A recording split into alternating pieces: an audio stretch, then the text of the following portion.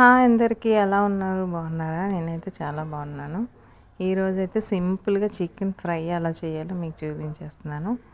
చాలా సింపుల్ అండి. ఇంకా మనం ఎటువంటి మసాలాలు అంటే హెవీగా మామూలు హోల్ గరం మసాలా ఏమీ యూజ్ చేయకుండా చాలా టేస్టీగా ఉంటుంది. ఒక్కసారి మీరు ట్రై చేశారంటే మళ్ళీ మళ్ళీ ఇలాగే చేయాలనుకుంటారు. చాలా టేస్టీగా వచ్చిందనమాట.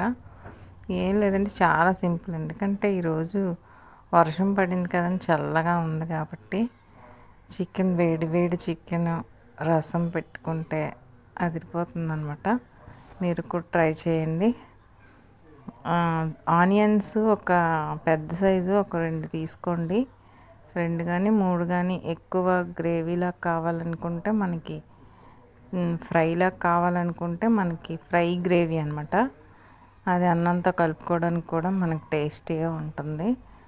ఆనియన్స్ ఎక్కువ వేసుకోవాలి, కానీ ఆనియన్స్ వల్ల స్వీట్నెస్ అనేది వస్తుంది, కానీ మనం కారం వేస్తాం కాబట్టి కరెక్ట్గా సరిపోతుంది.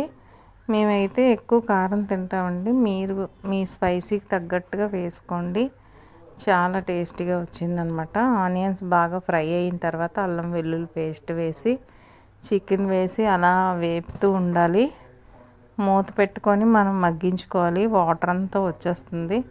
వాటర్ అంతా వచ్చిన తర్వాత చికెన్ లైట్గా ఉడికిపోతుంది అనమాట. అప్పుడు మనం కారం అనేది యాడ్ చేసుకోవాలి. మేమైతే ఎక్కువ కారం యూజ్ చేస్తాము. మీరైతే మీకు ఎంత సరిపోతుందో అంతవరకే వేసుకోండి, లేదంటే స్పైసీ ఎక్కువ అయిపోతుంది.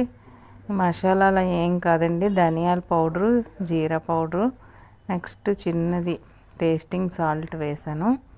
కారం, పచ్చి కారం అనమాట.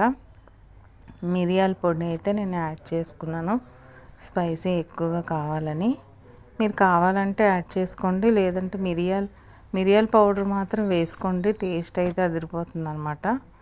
లాస్ట్లో ఇంక అలా ఫ్రై చేస్తూ ఉండాలి. వాటర్ అంతా పోయిన తర్వాత మనకి ఇలా ఫ్రై అనేది వస్తుంది. లాస్ట్లో కొంచెం కరివేపాకు, పచ్చిమిర్చి, లెమన్ పిండుకోవాలి. లెమన్ వేసింది మిస్ అయింది. మీరు లెమన్ ఇష్టమైతే పిండుకోండి, లేదంటే అలా అయినా బాగానే ఉంటుంది. చాలా టేస్టీగా వస్తుంది. పప్పుచారు లేదంటే రసంతో, రోటీతో కూడా తినొచ్చండి.